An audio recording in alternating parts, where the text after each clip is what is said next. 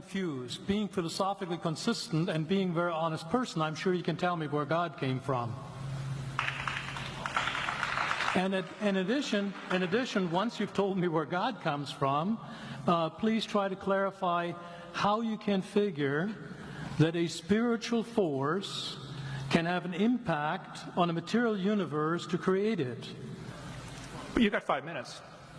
Now, I just want to know which question. That's all right. You may take the rest of the minute. We're supposed to do one question at a time. Which one would you like? That was part of the format for the debate. So which question? I want you to fill in the story of the rest of the beginning of the universe. God, spiritual matter, impact on material matter. Okay. So 2 questions. All right. Go ahead.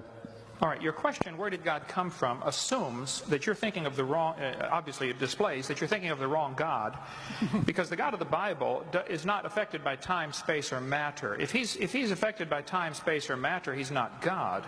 Time, space, and matter is what we call a continuum. All of them have to come into existence at the same instant, because if there were matter but no space, where would you put it? If there were matter and space but no time, when would you put it? You cannot have time, space, or matter independently. They have to come into existence simultaneously. The Bible answers that in 10 words. In the beginning, there's time. God created the heaven, there's space, and the earth, there's matter.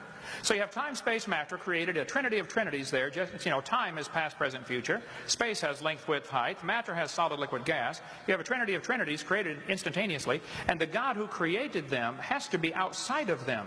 If he's limited by time, he's not God. The guy who created this computer is not in the computer. He's not running around in there changing the numbers on the screen, okay?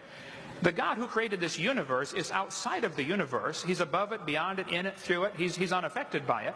So the concept that a spiritual force cannot have any effect on a material body, well then I guess you'd have to explain to me things like emotions and love and hatred and envy and jealousy and rationality.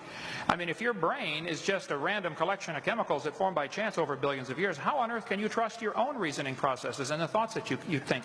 Okay, so your question, where did God come from, is assuming a limited God. And that's your problem. The God that I worship is not limited by time, space, or matter. If I could fit the infinite God in my 3-pound brain, he would not be worth worshiping, that's for certain. So that's the God that I worship. Thank you.